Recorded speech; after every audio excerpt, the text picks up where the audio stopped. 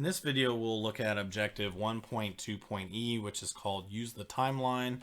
And we're going to look at accessing past features as well as rolling forward and backward and how to utilize the timeline.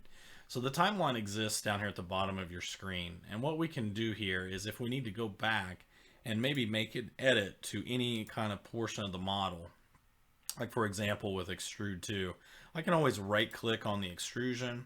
And if it's a feature like an extrusion or a revolve or anything like that, I can select edit feature. And here I can see what kind of editing that was done. Now, once you edit a particular feature, everything past that feature will be suppressed. And the only thing that exists is everything that happened before it. So we've kind of gone back in time to where we first created that extrusion, or in this file when that extrusion was created, and you're making the edits and changes there.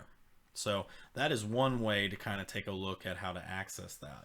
I'm going to select cancel on this, and then you can also do the same thing with the sketches. So I'm going to right click on and select edit sketch to go back in, and if we need to make a change, we could always edit the dimensions, the height, any of the items for the construction block that we have here, and be able to update that. And of course, once we finish the sketch, it would create the updated feature.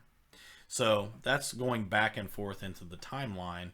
And again, you kind of got to imagine you're going back to that point in time where you created that sketch or that particular item, and that's what's happening. Now, as you look through here, you can also do a playthrough to see how this model was created.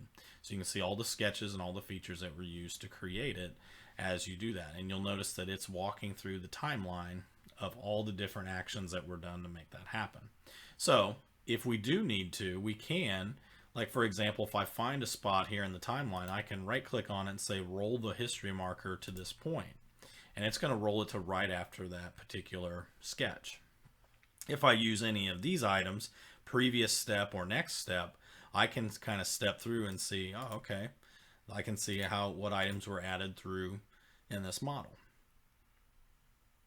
So the timeline is a very powerful tool in being able to understand and to work with editing models.